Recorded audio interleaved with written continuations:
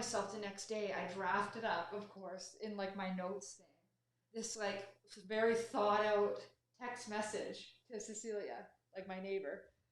And I like thought about it and I thought about it. And I was like, I want to write this in a way that's like loving, but also like thought out of like, for now, we can't do the play date things. We can't, but in no way, I didn't want it to come across judgmental, whatever, but I also wanted to know we love you and we miss you and we cannot wait till we can play again. But we just can't, it's not a smart thing to do when my kids are putting their hands in their mouth and they're, you know what I mean? But it's just that tension of like that empathy. Like I'm thinking about her and I'm like, this is so hard for her. You know? How do people? Isn't that Kenny like, wants to join. I was thinking, Just like, we talk about essential services. I don't know. I feel like they'll tell me if I'm supposed to or not. Okay. But like, love is still an essential service. But how we do that is just now different because of COVID. Totally. So I don't think it ever stops us, but it just looks very different than what we could do before. But I wrestle so much with that. Yeah. And then there's also the other piece of control. Because there's also a side of me too that's like, I think it would be so easy if you're a control freak to be like, I just have my bubble. No one come into my bubble. And I feel good. But, and that can also be this weird thing too. Yeah, this is where I think it's like a flip though of like the extroverts and introverts. Like it's harder for the extroverts because they're normally the ones chatting with people and doing these things.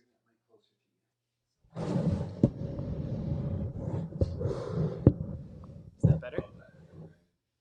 Like they're the ones that like struggle the most because in some, like we all have like our idols, and like introverts were shown it like in a society that's more extroverted, but now we're in a society that's more introverted, and it's more difficult to share introverted ways of loving. Right. So it's just When you say we're recording, are we live? We're live. This is for real. Oh, this is that creepy time where they're I'm like not on and we're necessarily not gonna talking to see. them. But I was just saying that's kind of the tension I wrestle with anxiety and empathy in this. It's a tough thing, I don't know if Did you guys send a encounter text that. message to I her did. then? Did she She write you actually- back? Yeah, it was really sweet, and she was like, "We respect you and your family. We love you. Totally get it. Like, can't wait till we can see you." Yeah. So it was all good. Yeah. Tom, how are you gonna do? I feel like you not being able to talk is gonna be tough for you. Me saying all It's these good practice. heretical things. Like, Yeah, exactly. It's mainly just going to be with you, Brandon. probably. Yeah. He wouldn't do that with me, right, Tom? No. Maybe Ashley a little. You kidding me? Yeah, you Mainly would. Brandon, though. You guys are the all stars. I'm just this We got 3 minutes. token mustache pervert that's thrown in here. Oh yeah, now this is gonna Is get. that like your phone? Okay, cool. What is that, a 10? Oh, it's delayed. 11? That's really weird to deal with. 30 seconds. Oh, there's 4 people. What's with the crease stash? Nice. Sandy said that. Will this? Oh, Will this, our nice, biggest Sandy, fan nice. is back. Will I this miss bleep me Sandy's out? spicy comments. Will this bleep me out when I'm swearing? No. Okay. Did we put a warning that this is an explicit podcast? Yeah, now that Brandon's here, you never know what's going to Gotten happen. serious. Yeah, I'll try to be careful. That is creepy though, the delay. Yeah, it throws me off. I don't even want to see it. I No, know, I we don't actually wanna try see not that. to see it even on I don't need it. Turn it back. It's Yeah. all good. Think so. I know, I have to see it on. Also, do I have like the sexy Tom podcast mic that like gives me this deep resonating sound? Does it do that? Well, you know, when Tom has like it doesn't sound like it's Tom, but it's like this deeper, more manly Hello. voice. Do I? A have voice deep, from the sexy outside. voice? Oh, always. Get online. Oh, Sandy said, "Okay, that was my husband." Yeah, right, Sandy. Yeah, right. Oh. I love it because there's always these funny comments, and it's just a beautiful picture of Sandy with it. It's usually Henrik writing, but Sure it just is. looks like it's Sandy. It's so funny. Is this on the YouTube that they're commenting? Yeah. Yeah, Lisa will read the comments. Like a few weeks ago, it was like, "What are you thankful for?" And it was like my quarantine body, and that was Sandy for a long time. And it was What does actually that- Henry. What does that mean? Sandy's quarantine Sandy's body. She quarantine actually wrote, body. I'm thankful for my quarantine buddy. Yeah. And I misread Oh, it. yeah. okay. Now He thought it was my quarantine Yeah, it turned body. out to be sexual. I was gonna say body. I was like, Oh, Sandy said you guys are very quiet. We can hardly hear Brandon. Yeah, maybe the mics are too. Oh, they might be too I far. have to pull this Thanks. a little closer.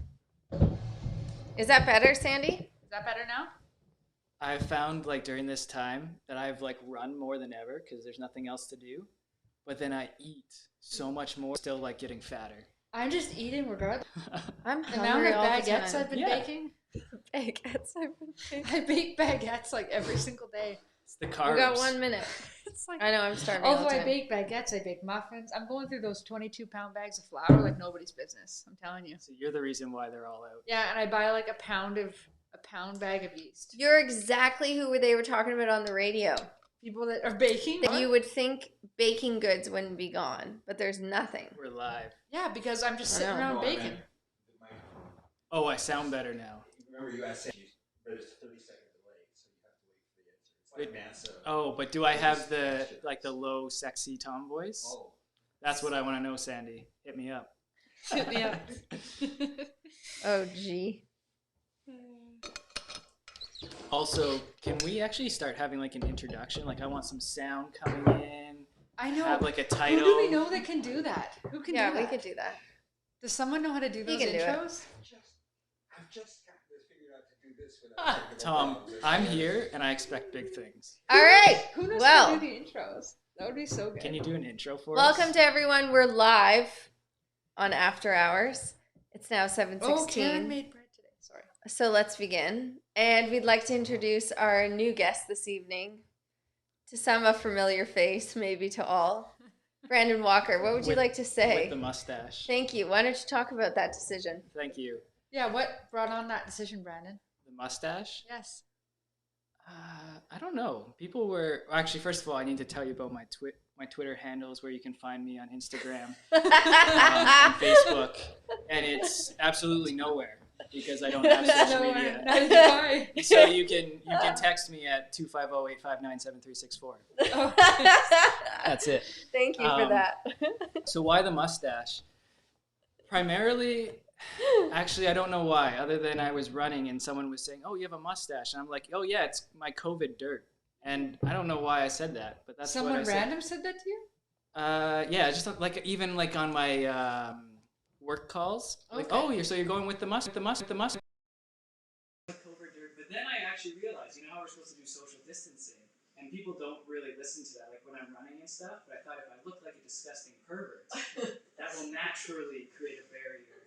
And so this is my reasoning to keep it. Well, isn't it like if you have more facial hair, it will like capture the germs and dust and keep it away from your mouth? And I think there's actually science that people with beards don't get sick less because of all like the natural bacteria that you're gathering already. So, Wow.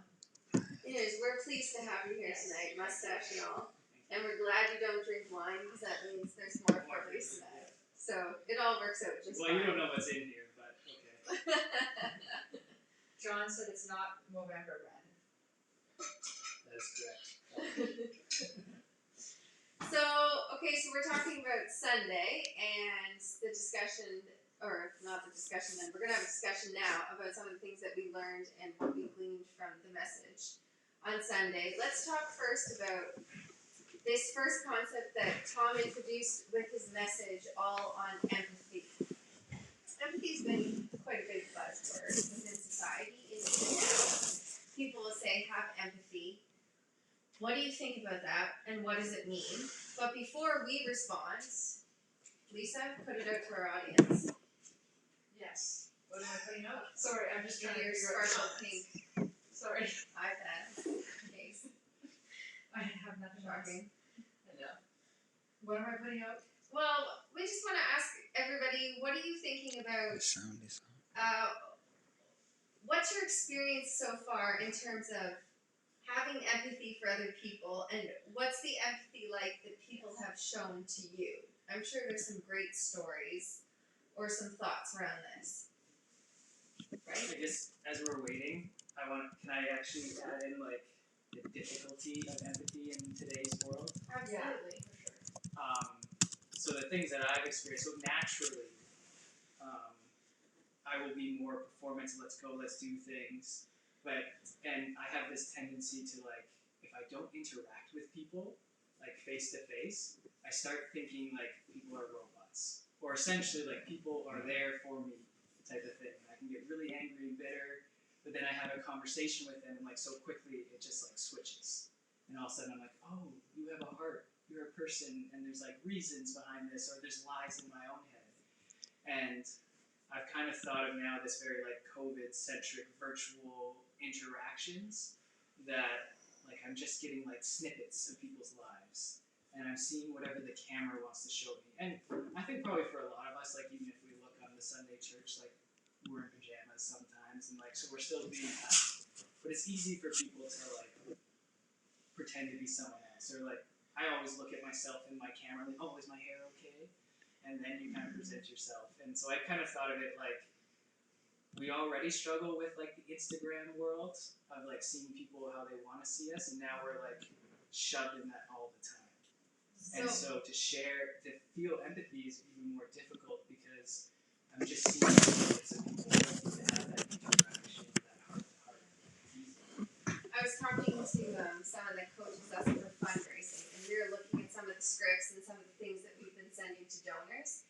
And his one critique of something that someone was sending out was that they're all about the process and not about the person, which is essentially a lack of empathy when you look at something like that. So after what you've even shared, what do you think, for you, what's a hang up in exhibiting empathy? Have you caught yourself in the midst of something and you see someone as a robot, like you said? So just like something Recently, yeah. If you don't have something, Lisa, do you have something where you just go, what's a hang up? or how do you look at the last little while and go, I haven't shown empathy at all there? Sometimes it's hard to answer because like we're not interacting with people as much. I don't even have like the opportunity to do that sometimes, but I can at least tell you from like a work perspective, which maybe I'm just in a different setting too. It's almost forgetting that you're in that situation, and it's saying like, just get it done. Oh, I that's don't neat. like. Yeah.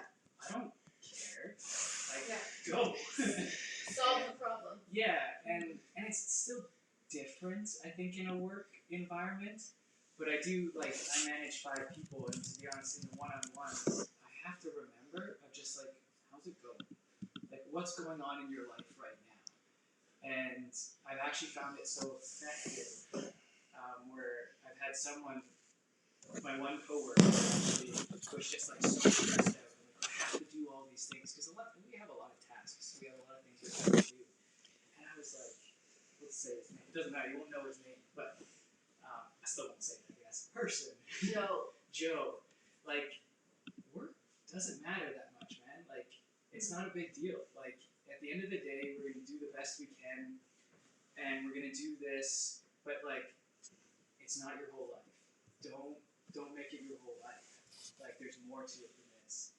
And like I shared a little bit. I've been in similar situations, and it was interesting just for him to be like, "Oh, it's nice to hear that.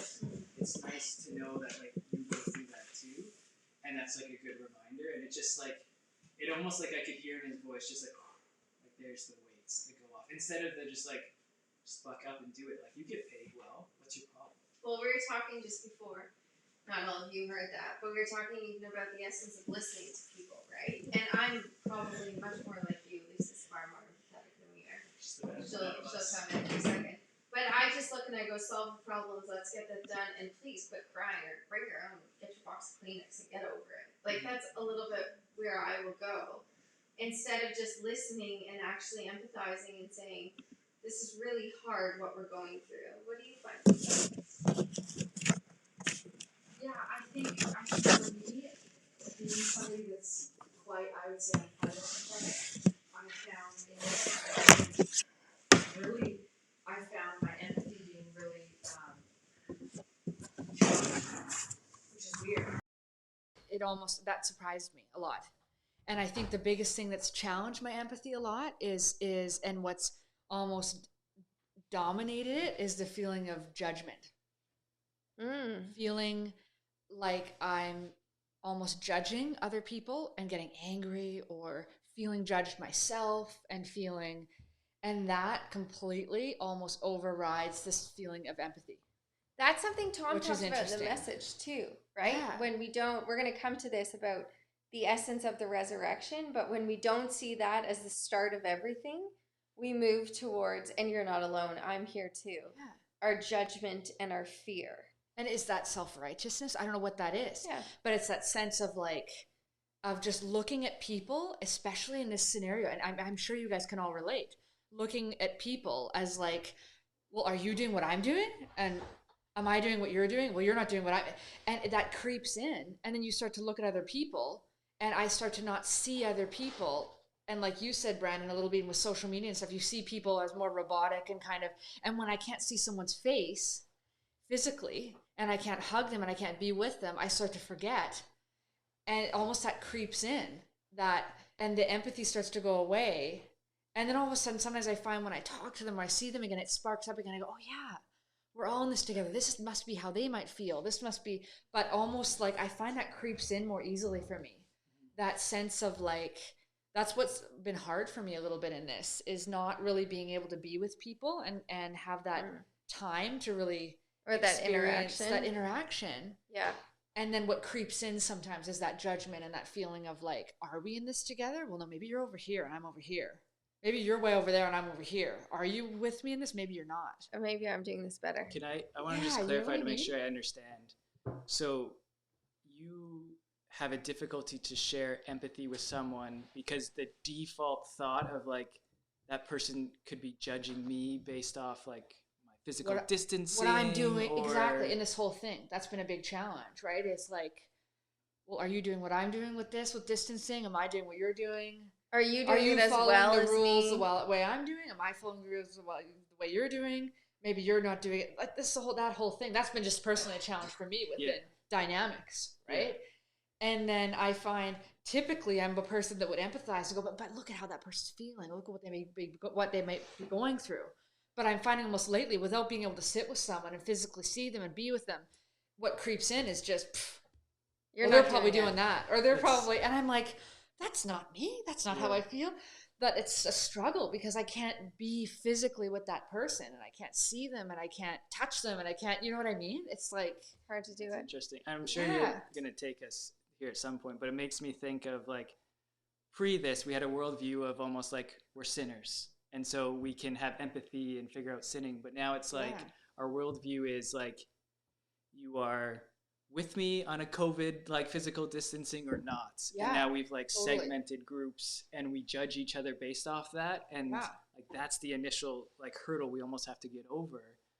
But ultimately need to wipe away. But yeah, let's talk about that. First, I just want to know, did anyone write us in with how have you experienced empathy or not experienced it, the lack of empathy?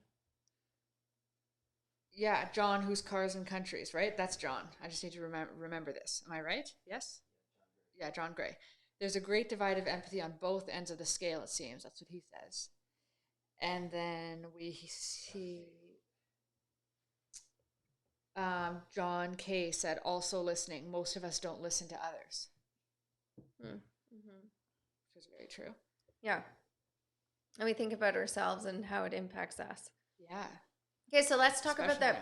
that bridge and what Tom was actually saying on Sunday. He was basically, you guys fill in the blanks, he was talking about how the greatest, the most empathetic thing that ever could have happened was Jesus came and Jesus took on and experienced and lived in the fullness of empathy in his act of dying and atoning for all of our sin.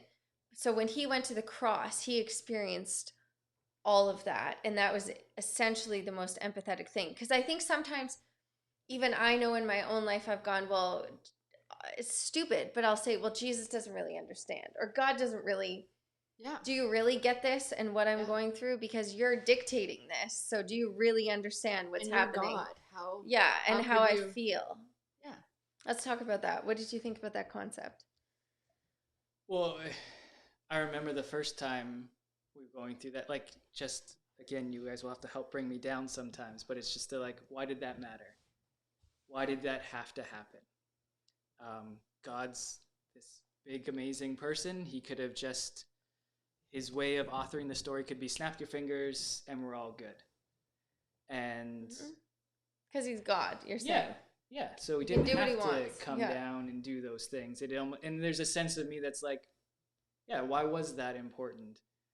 But I guess there was a story we had that I've already forgotten, but I'm sure it'll come up. But it did make me think, like, oh, there's this someone that's actually now approachable. There's humility there, that it actually can relate, and how that actually helps me in going through those tough times. Like, if I'm going through something that's hard, and then you talk to someone who's maybe like rich and their whole life has been given to them and they've never really dealt with anything, and they'd be like, oh, that's tough, like, you'll get through it, type of thing. And they might have some great advice or a great thing, but man, I'm not listening. Like, I don't know what they said. And You've never really been there. yeah, like, you've lost me at the very beginning. But when you've seen someone, and you actually were talking about Lord of the Rings, like, Yeah. it reminds me of like the elves and how they were described in Lord of the Rings, of like these tired, like almost like wrinkled eyes where you can see they've experienced, but the eyes had like hope and joy in them, and that someone who's gone through it and be like, there's more, that you can, like, you can get over this hump, this isn't the end. And that was Jesus coming down and ultimately, you know, dying and defeating death. But then there's like that worn veteran that has experience, but also still has joy and love in the eyes through it all too. What do you think, Lisa? How was what Jesus did the ultimate act of empathy? Well, I was thinking about how, I know some of you probably might know this reference I was saying earlier, like, if you've seen the Brene Brown video on how she describes the difference between empathy and sympathy. And I remember when I saw that at first, I don't know, we must have done that maybe in one of something we did with Bethel or something a long time ago. But it was kind of profound for me, because I didn't actually totally understand the difference at that point between empathy and sympathy. And it helped me to understand even just that idea that, like, just that simple picture of, like, sympathy was like this person that's way down in a pit, right? And it's somebody standing in the top saying, oh, that must suck, that's really hard, do you need a sandwich, right? As opposed to empathy being, I'm going to climb down there and I'm going to sit down there with you and put my arm around you and say, this is really hard, and I might even cry with you in this is hard.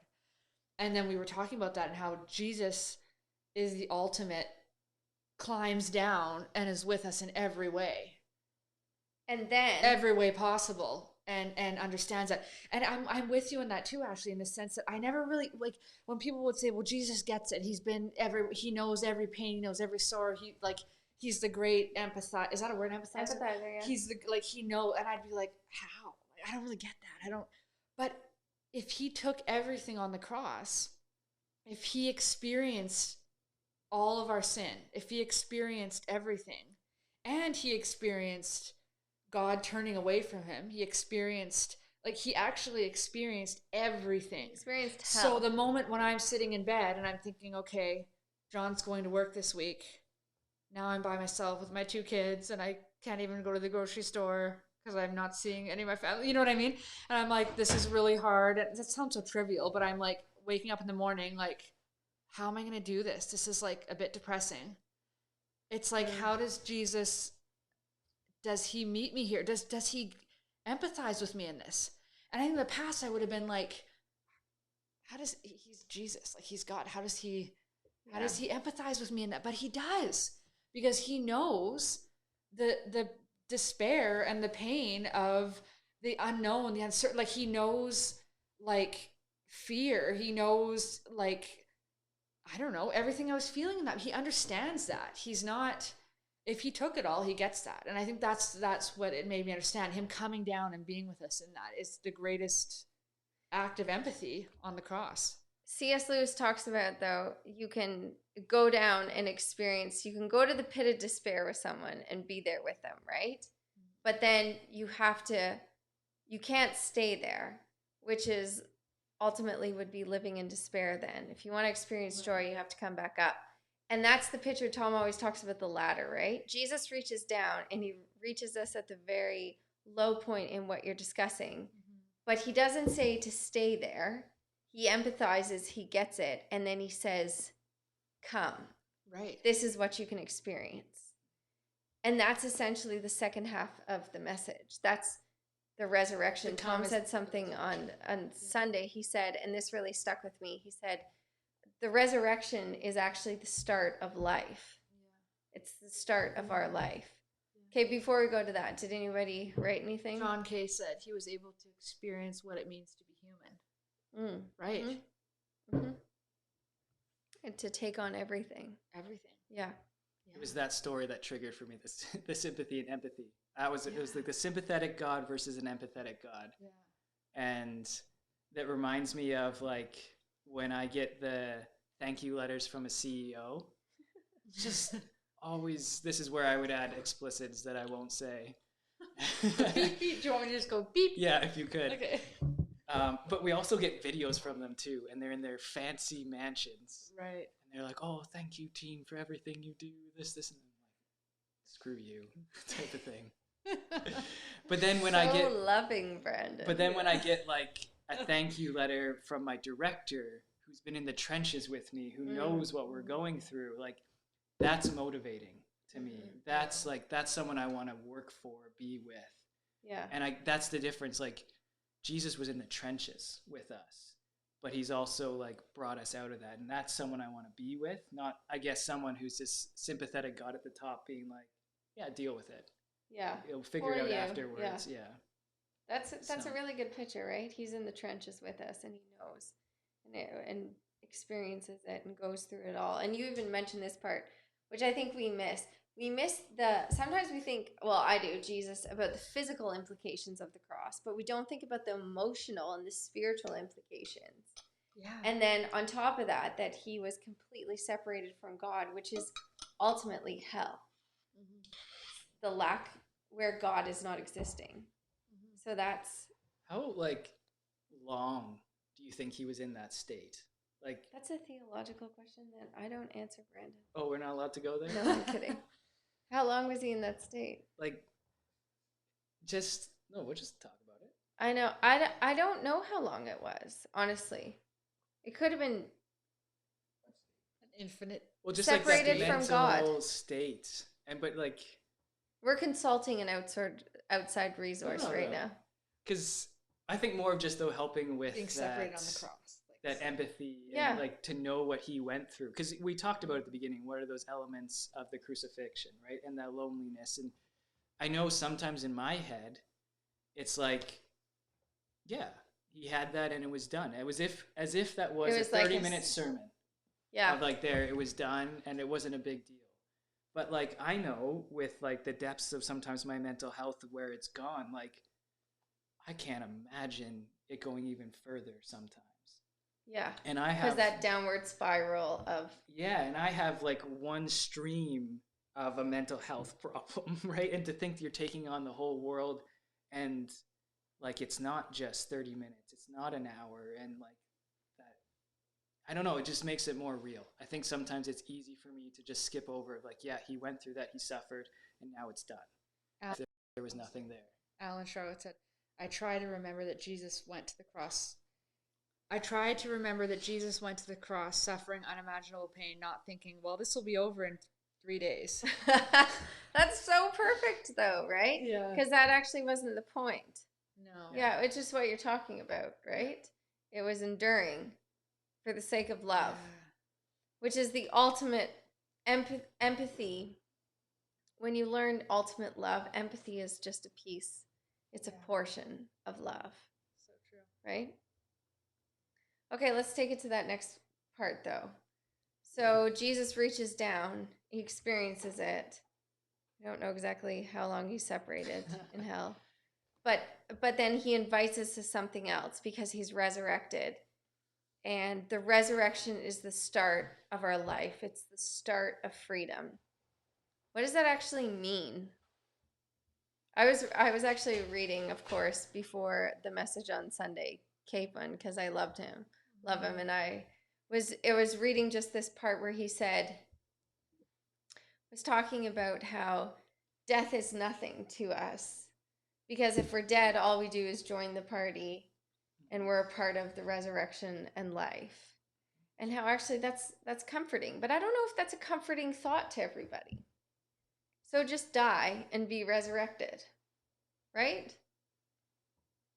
What does that mean? What does that mean to live out of the resurrection for us? I sometimes think going to death right away is a scapegoat. Because, and the reason why I say that is to die and then to go to Christ is, if it feels easy in some ways. But I guess I would say to Capon, and I would like to know his response back, don't die. How about you just suffer your whole life?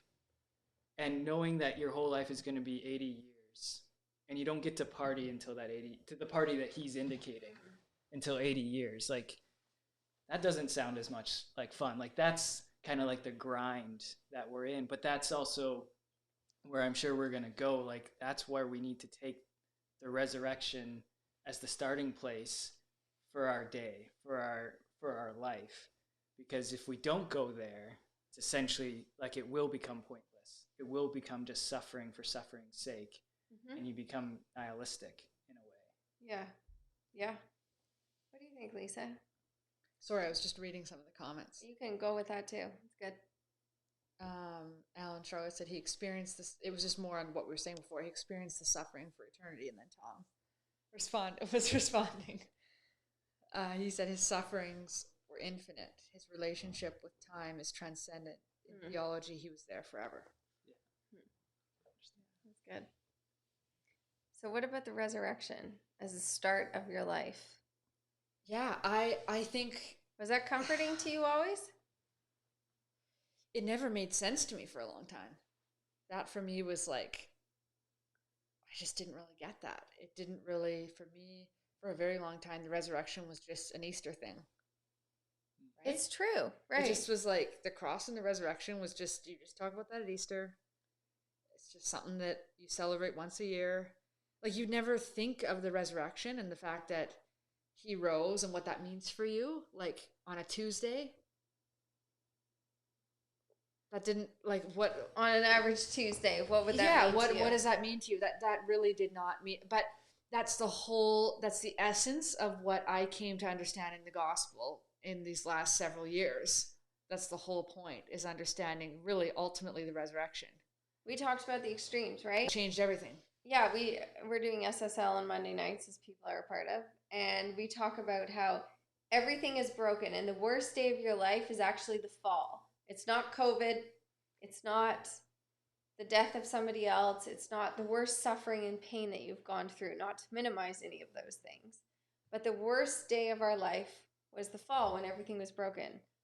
But then the greatest day is the resurrection. The greatest day is what Jesus has done and the fact that he is risen. So then how did you take that and make that become something that's practical to you? I think it's, for me, it's seeing that, I don't know, I think, like I said, to me, it's the whole point that he is alive, that he's here, that he's with me, that changes how I see everything. That changes. I remember like years ago. I remember years like that. We were in a preview years back. I forget who it was. One of the pastors sat down and they were doing one of those videos, and he was like, "Lisa, we're doing this thing on communion. Tell us what communion means to you." I remember sitting down. I was trying to be like that super hardcore young adult Christian, and I was like, "Well, I've been learning a thing or two with Ashley Sherman now, and I'm going to give this great answer. Great. I don't even know what I said. If I saw that video now, it would be like so brutal. but I don't even know what I was saying, but it was something about communion. I had to say, what does communion mean? Like the fact that Jesus died, and he was, and this is the body and the blood and all that. I didn't even know what I was saying, but it just made that just pop into my head because I remember at that point again, even with all of that, I had no idea what any of that meant. And it's so crazy because I think of it, even what we know it with Bethel, what Tom teaches us every Sunday, is the fact that like we have Jesus, and what is the gospel, and that all ties into the resurrection. I thought that was so interesting what he said, that that's our starting point.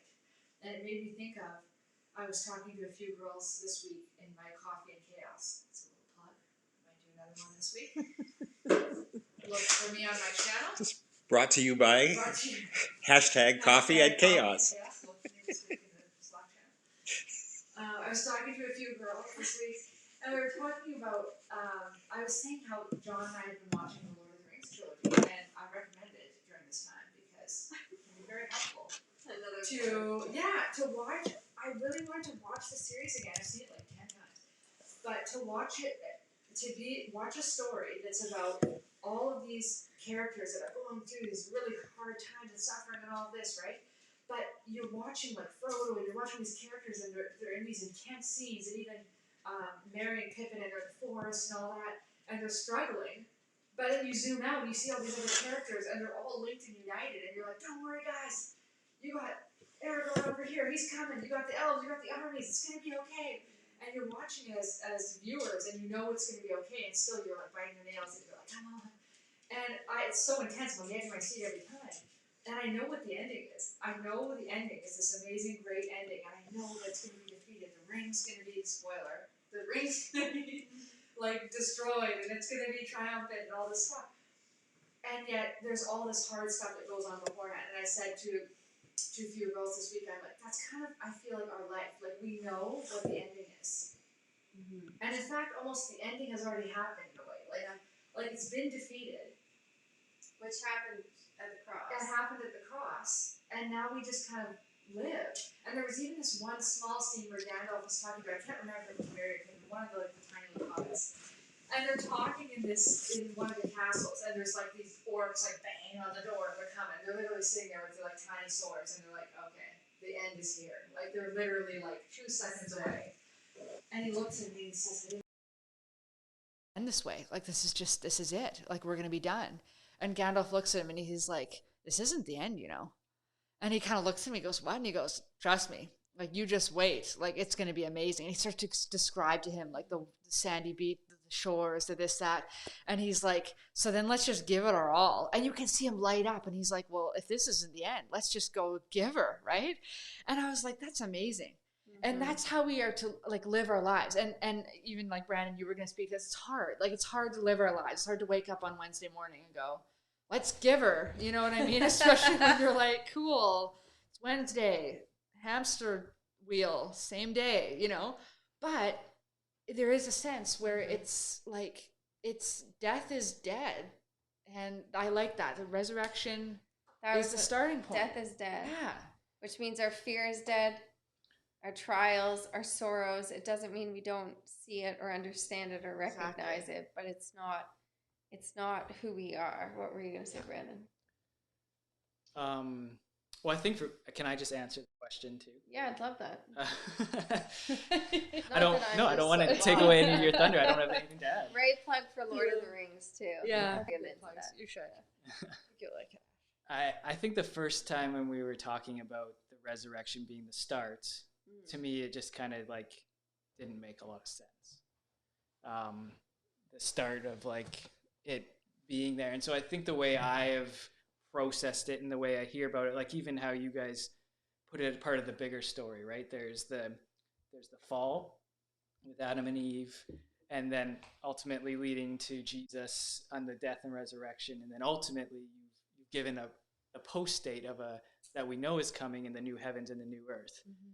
And so the resurrection to me is more of now like my worldview of how I view things, how I start to believe. It's that foundation piece. Like everything's founded on the resurrection, and that's what the start is. And in like some ways, every day. Yeah, and like the hope, like if you think about the Old Testament, they were given this promise, but we also like now we are like so thankful or like blessed in a way of we've seen the gospel, right? Like we actually now know like the secret sauce, whereas before they were always told about that, being like, oh, it's coming, right?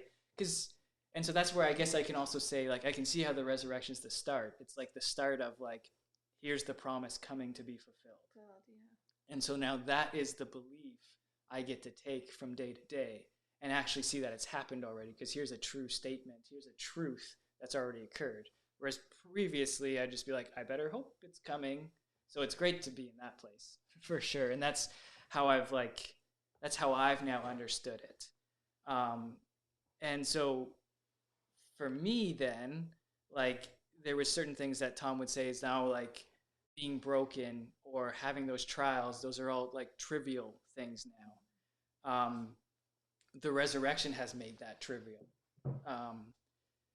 Not having control is okay because through the resurrection, I can see the ultimate control of God and Jesus and that plan of defeating death, defeating sin. And so nothing can really take away from that end place that I'm going to, the new heavens and the new earth. And so in a sense, with the resurrection, I am invincible. I can kind of, like I have that boldness. I have that grace in anything I go to. And I think ultimately, though, what I have to hold on to is I have this no matter what, no matter if I believe it or not now. And like that's the thing that's difficult. You've alluded to like it's easy to say this. It's easy for us to say like just believe. It starts with the resurrection. It's awesome. You're good to go. And that's just difficult to do. It's difficult to do in the various places we could be at.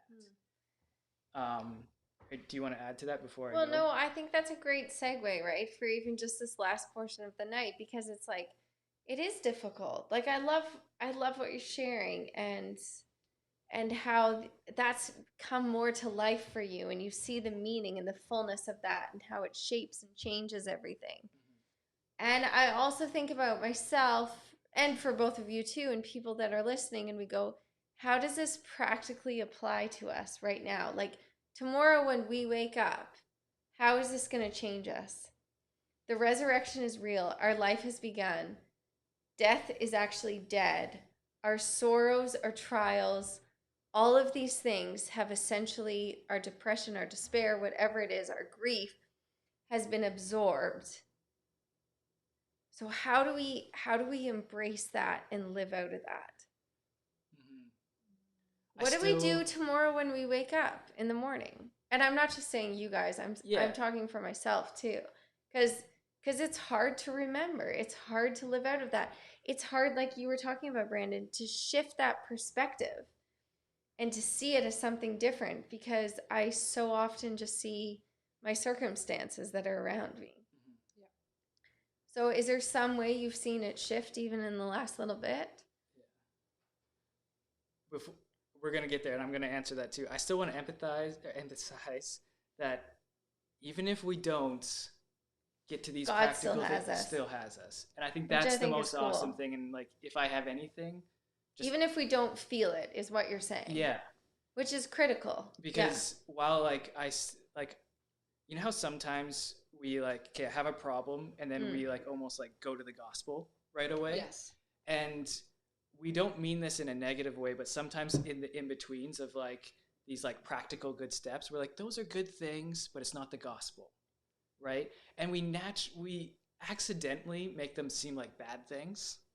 I think sometimes, like I've sometimes been like, oh, I can't say this good advice or this because the gospel's not advice, it's news, right? But I also want to be wary of like, we're sometimes so clouded and in such difficult places that it's so hard to know the good news without kind of taking steps of good advice to get there, to essentially have like heat strategies to start. Heat meaning circumstances. So like the sin and like, so a lot of times I'll try, like in my own anxiety, let's say I have a lot of anxiety. If you came to tell me like, it's okay, Jesus loves you, like that's just not going to help me at all in the moments, because I'm so irrational. I'm such in a heated state that like I can't think rationally. I'm just irrational. And so how are you going to like cool me down so I can now more rationally, more openly believe and see the gospel? And so, first of all, I want to clearly state, if you're in that irrational state, you get the gospel no matter what, even if you believe or not, right? Going back to that. But then, like... And that's awesome. It's like you can fail with your beliefs, with everything else, and you still actually have Jesus, Yeah. right? I can feel it or not feel it, and I still have Jesus. Yeah. That's And- that's the promise, right? Yeah. It's with you. He's with you Yeah. and sustaining you. What's that comment? Well, she said initially, grasping even the smallest part of the resurrection means taking my eyes off myself and seeing Jesus, realizing he's doing so much more than what I see in my tiny little world of brokenness. And then she said, yes, the resurrection doesn't depend on how well we believe. I love that. That's really cool. Yeah. That's what you're saying, right? Mhm. And it is. It's taking your eyes off of your own circumstances, or which some of these other things help you to do that too, that you practice or do. Yeah, and so practically, like, how do I get myself there? And I think I want to preface with all this, because all of these heat strategies or these practical ways, which I think are valid and extremely important, still need to be, like, they're tied to ultimately get us closer to the gospel and to understand it, to believe it, to see that glory ever more so. And so I just don't want to discount these things either, right? Like, as we're talking about the practical stuff. So I just need to found it with that.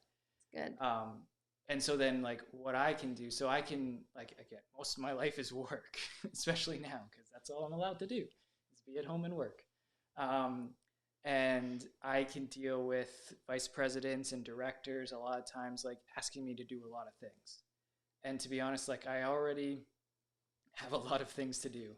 And now there's another thing that's coming from a vice president, and you don't get to say no to them. And then so a lot of times for me, it's like this overwhelming of, like, oh, explicit again. I need to do all these things. I don't have enough time. And usually, at least I'm not saying them. That's good. And, like, usually for me, then it goes with, like, well, I got to be a good husband too, and I don't want to work too late and do all these type of things, and I just get overwhelmed. And I'm just thinking, like, how can I perform a lot of times? And this happens to me a lot, unfortunately, but I've been able to at least, like, feel that, like, I feel that anxiety physiologically in different ways, and I started to notice it, which to me has just come from mindfulness a lot of times. Like, a lot of times you just practice, like, moving your feet, doing deep breathing and stuff like that. And so to actually, for me, take a moment as I start to feel that anxiety, to be honest, I breathe. I do, like, 3 deep breaths. And I think about it, I'm like, what's going on right now? Like, I think my life is about being this amazing person and performing. I need to answer this VP. I need to be a great husband and this, and that. And I have to then essentially now go back to the resurrection. What does that mean to me here, right now? What does it mean that God's here with me right now? And knowing that, like, if I fail or I don't fail, it actually doesn't matter, because I've won already. Like, the biggest thing is actually defeating death. It's that eternal weight of glory, right? And you get to essentially shift your desires, because I've now made, like Karen said, like, I had this small world of Brandon and needing to please his little world, And CEO and his wife and everything else. to now actually having God as my CEO and already being told how he thinks about me, and having a way bigger, better Perspective. strategy and company I'm working for, right? And that just makes that smaller, and I can now just go on and do what I can, and I'm doing it more freely and probably more effectively than being stressed out and trying to complete everything and failing. That's good. Liked it. I gave you a practical thing. That was good. What do you think, Lisa? Alan Charlotte said, when we start the Who's day, Alan Charlotte? when we start the day without the hope of the resurrection, carpe diem is a burden rather than a joy. Oh, Profound. what do you think? In general, what are we? Yeah, what do you think What are we about talking here? how do you live it out? How do you live it out today? Or not live it out and go, I want to think about this tomorrow. I want to. I like the theme of where we're going even towards the end of remembering. It's so good always to remember, like, and that always helps me in going, regardless of how I wake up in the morning, whether I wake up going, I'm remembering this is amazing, I know this to be true, or whether I wake up and I'm screaming at my kids because they woke me up too early, or I'm this or that. The truth remains that he loves me. He's got me. He's in control. He's alive. He's the truth of the resurrection is real, and it's true, and I can trust that. Mm-hmm. And I love knowing that that's there regardless of my scale of how I'm feeling. Yeah. You know? And so I think that's always so important for me to remember. But yeah, I think for me, practically in remembering it, I think it just helps. I think I often feel very free in knowing that I just don't. Chelsea was actually somebody who really helped me with this one day when I said, I just feel like I have my mom and I would say it's like a million plates spinning. You know those people that have like the plate spinners? Do you guys know that analogy? Mm-hmm. People that spin plates? No. They're like spinning a plate here, then here. My mom will know this analogy. There's a plate here, and then they spin this one, and then when that one goes wobbly, then they spin the other one, and that one goes wobbly, then they spin this one. It's like a street performer guy. Serving. You know those guys. They like spin them, and then when one's going, then they go that one, or like a juggler or something. Got it. So my mom and I would talk about sometimes of how it's like you feel like you're doing that, and it's like one goes in wobbly, and then you feel like you're good at doing that, right? And I was saying this to Chelsea one day. I just felt like they're just all gonna crash. They're all gonna fall down. I'm just like one move away from just one of them just slipping. And she helped me even too in that moment. Say, Lisa, just like let it go. Like you're dead. Like I think it was Capon, right? You said that was like. What does a corpse do but just stink? Like it's like kind of morbid, but it's like in a sense, like because of the resurrection, we're free. I don't owe anything. Like I'm free. And I think that really helped remember that I can live free. So that was awesome. I have one more thing before. All right, final comments, and write in your final remarks there's some right comments now here that have come in. It just reminds me what I sometimes talk to Finn, like when he does something bad or something like that, and I always ask him like, how much does Daddy or even like we go to God too love you when you do something bad? And he's always like this much. For people just listening, like as big as you can go, and I ask him, and what does it look? I usually start if you do something good, but then how much does Daddy love you or God love you when you do something good? And it's the same amount. Right, and it's that sense of even in your worst, God can't love you more. And even in your best, He's loved you just as much as He can already. Doesn't change. Yeah, that's the resurrection. Yeah, cannot love you less. Yeah. Okay, let's answer the questions. Sandy just said He extends us His grace every day, but we have a tough time receiving it. It's true. And even when we don't receive it, it's a tough time. It's extended. Tough time believing it. You've received it whether you wanted to or not. Exactly, which is the best news. But often we want to earn it. Yes, but it doesn't matter if you want to or not. You get it. You always get it. I love that you're hammering that point home. Yeah, I'm going Luther good. On you guys. I know, it's good. No, right. That's good.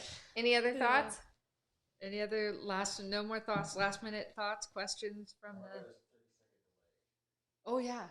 Yeah, so we need to give it a second. The resurrection is the start of our life, which allows us to have empathy, which is a picture of the ultimate love that we live in and that we experience, which is extended to us whether or not we believe it. Fully, partially, whatever. Yeah. It's there, always. Brandon, you've been a great guest. Thank you. Hopefully yeah. Maybe we'll have you back again. Thank you. Even with the mustache and all. Yes. Yeah, we'll let you. Okay. We'll let you come. Remember, you can find me at no Instagram handle. You can't find him on. Don't look for him on Twitter.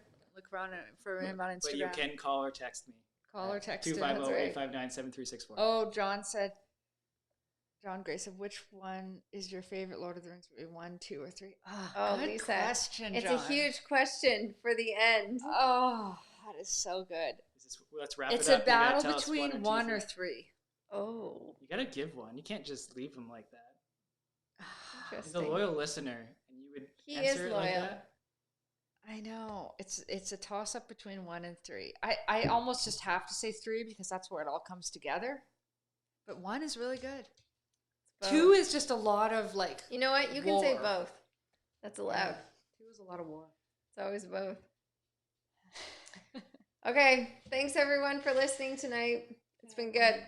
Love you all, and we'll see you again soon. Where's our music outro? We gotta work I on know, that. Someone's got Okay. to make that for us. You can sing, Come Ashley. on, who knows how to do that?